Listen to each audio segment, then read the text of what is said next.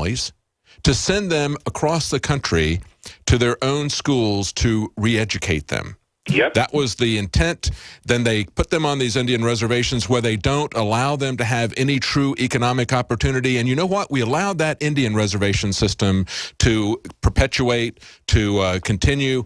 And now they're using that same strategy. Then they used it on the black community, essentially not, keeping them on a reservation where they didn't have the kind of freedom. Now they're extending that to everybody. We are now all going to be slaves on the Washington plantation. We need to get over this way where they pit us against each other because we're white, black, or red. We need to understand this is a Washington plantation system. It is simply oppression masquerading as paternalism, trying to make us dependent on the central government in every way that they can. Yeah. Paul, did you want to comment on that? I'm sorry, go ahead, Mr. Rush. You comment first and we'll get Paul's comment. I was going to introduce just real short. Toward the end of the book, I said, when I talk to black people who start realizing this and they get angry, I tell them, hey, don't take it personally. They're planning to enslave all of us. Oh, yeah. They're equal opportunity, aren't they? Yeah. Paul, do you want to comment on that? Or? Yeah, I just sort of thought about culture and the role models that emerge out of culture. We were talking about the Cosby Show earlier. I grew up watching things like The Fresh Prince of Bel-Air, which, they were silly, but generally a general positive portrayal of black people, of hardworking black families. Now, all we seem to have emerging out of black culture is hip-hop stars, whose lyrics are laden with genuine misogyny, not that the feminists really care about it to a great extent, and this kind of idea that anybody can emerge out of their situation and just become a global multimillionaire superstar rapper, when the reality is obviously quite different. There doesn't seem to be that many realistic, strong black role models emerging out of culture that would guide black people, young black people growing up, into becoming more, self-empowered. So, I mean, Eric, what's your take on that in terms of hip-hop culture and how that's emerged and grown over the last 2 decades or so? At least that was a healthy thing, wasn't it, from the Cosby Show? At least they had doctors and lawyers as role models as opposed to rappers and gang members. Mr. Rush?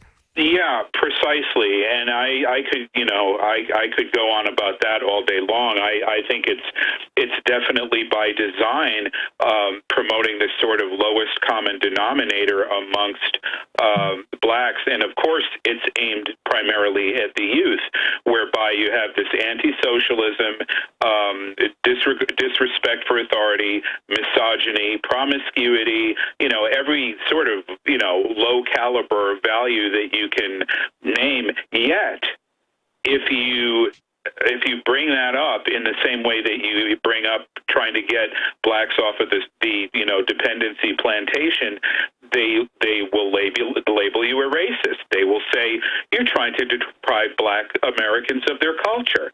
Now wait a minute. What's their culture? You're telling blacks that they're supposed to be these, chain snatching, just baby mama making, thieving, crack smoking, cop shooting, basically, scum. You're telling them how to self-identify. Oh yeah. It's very deliberate, they're very well aware and self-conscious of the subliminal messages that they're sending people. They're very well aware of that. Thank you, Stephen and Flora. Let's go to Fred in Pennsylvania. Fred?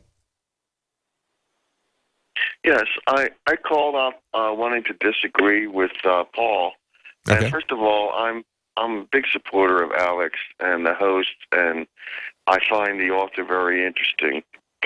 But I want to say that the incident with Jeremiah Wright, with Reverend Wright, has been completely taken out of context. I actually saw the entire, a good portion of that sermon before his statement of "God damn America," and he was really saying, "God bless America if America does right by God, and God damn America if America does wrong by God." The same message that conservative Protestant ministers have been making for hundreds of years. So really, Obama is more complex a person than the figure that some people have been saying. Do you want to respond to that, Paul? Go ahead. Yeah, I would argue that it's not just drawn from one sermon. It's rooted in the mindset that people like Jeremiah Wright are invested in people like Bill Ayers that Obama was heavily influenced by and mentored by when he was growing up, which is this idea, which we talked about before, that America's founding was based on rapacious principles about stealing land from Mexicans. It was based on racist principles about genocide against Native Americans, which again, if you read Dinesh D'Souza's America, Imagine a World Without Her, he completely demolishes that case historically. So that's the point I make about how Obama's worldview is influenced by these kind of people. Yeah, there's a larger context even than just that one particular speech. Would you like to address that, Mr. Rush? I would just disagree with it on the same basis. I mean, there was a great deal more. I've probably forgotten more about Jeremiah Wright and his sermons than most people are likely. All right, we got to go to break. We'll be right back with Eric Rush. Stay with us. We'll be taking your calls.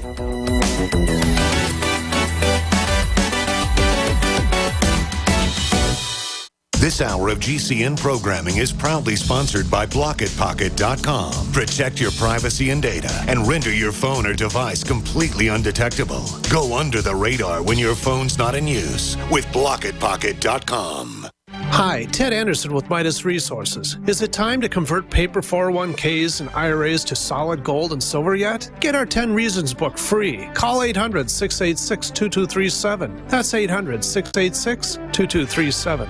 Are you ready to surrender your right to buy body armor? No joke. Congress is now trying to outlaw civilian body armor. And if House Bill H.R. 5344 becomes law, you can kiss your right to protect yourself against rifle bullets goodbye. Don't put off your body armor purchase any longer. Go now to InfidelBodyArmor.com. Thousands of military veterans trust their lives to Infidel Body Armor. You should too. Spelled INFIDEL.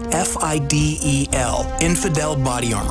Just won't quit. When I first got online and I seen the price of the X2 and the DNA Force, I was a little hesitant, but I pulled the trigger on it. It has changed my life. I've been taking it for about 24 days now, counting the weight, staying in shape. InfoWarsLife.com. You've heard the callers to the show. Several months back, I started taking your Mason Iodine and your Super Meal. Prior to this, I was barely walking. Now I'm able to function as a human again. Whether it's Survival Shield, Nascent Iodine, or DNA Force, Super Male Vitality, Super Female Vitality, Lung Cleanse, Fluoride Shield, Oxy Powder. I believe that all of these products will blow you away like they've done the thousands of other customers that have visited InfoWarsLife.com. Dash 2, just amazing what it's able to do to actually detox the body. It's great stuff. If I'm going to promote something, it's got to be something I personally use and that I believe in. Check out InfoWarsLife.com today and the entire line of groundbreaking, cutting-edge, hardcore products.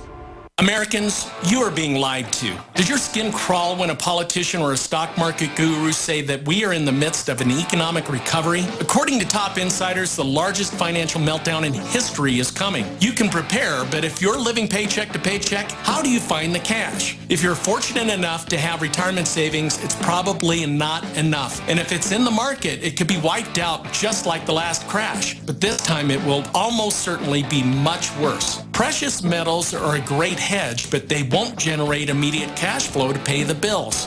Learn the secret to creating cash flow and freedom. Get a free copy of my special report at babyboomerbackupplan.com or call 800-704-4117. That's 800-704-4117. Or visit babyboomerbackupplan.com. Traditional retirement may not be in the cards, but re-inspirement can change everything. babyboomerbackupplan.com.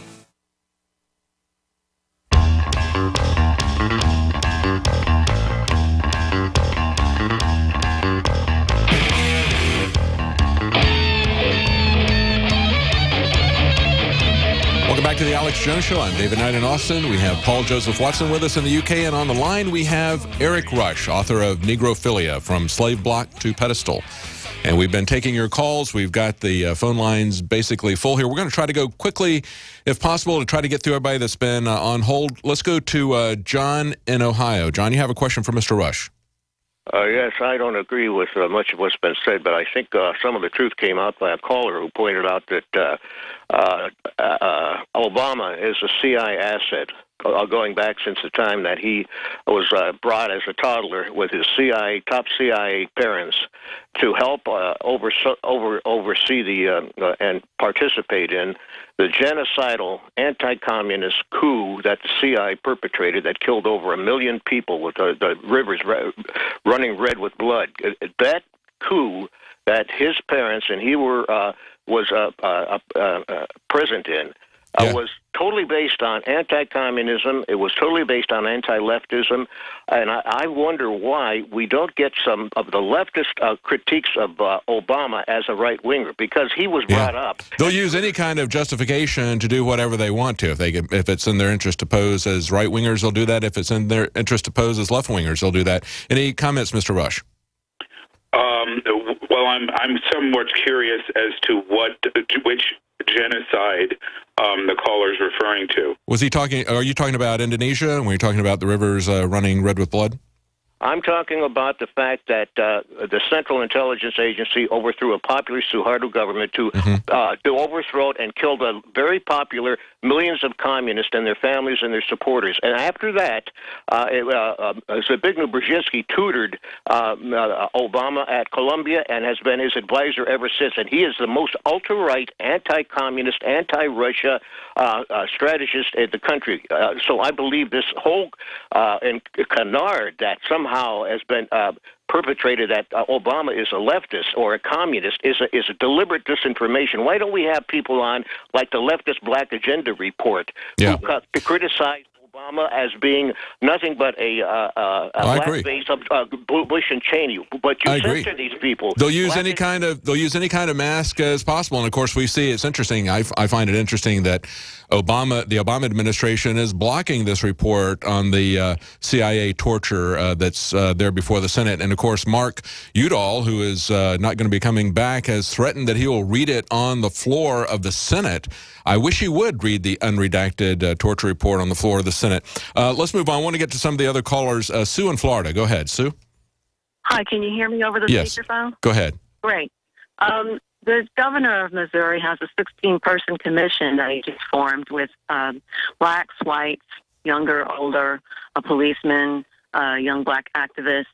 And is that a step in the right direction? What are things that blacks and whites can do to help set some things right where they need to be right? And just in general, what is your advice to whites who really care about these issues? But if you're being called Uncle Tom and such things, what can we say or do to make a difference? Go ahead, Mr. Rush.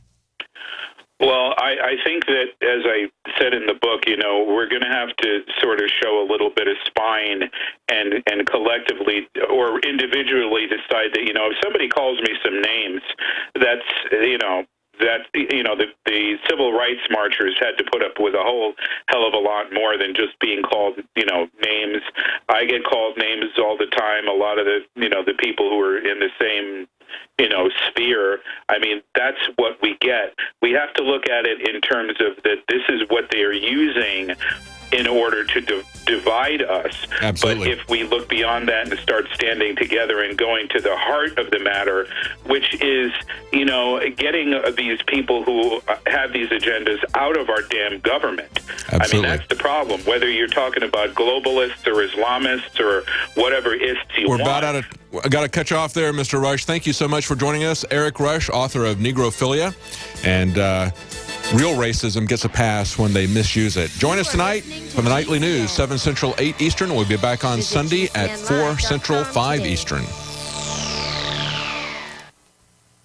Another major health threat, this one in Toledo, Ohio, where everybody in the entire city has been told not to drink the water. Ohio's governor declaring a state of emergency. Did you know that the average person uses about 80 to 100 gallons of water at home every single day? If there's a water emergency, will you be prepared? Panicked residents forming long lines throughout the day. We're here at a supermarket in Toledo. You can see the shelves empty where water once was. To stay safe and healthy during a crisis, you must must have access to safe, clean water. Water which will not be available at your local grocery store. There's a mad dash on right now to stock up on supplies. The ProPure Pro 1 G2.0 water filtration system is a must-have for every modern, independently minded household. Protect your family's safety during an emergency. Go to InfoWarsStore.com today to purchase your ProPure Pro 1 G2.0 water filtration system or call 1-888-253-3139. You're listening to the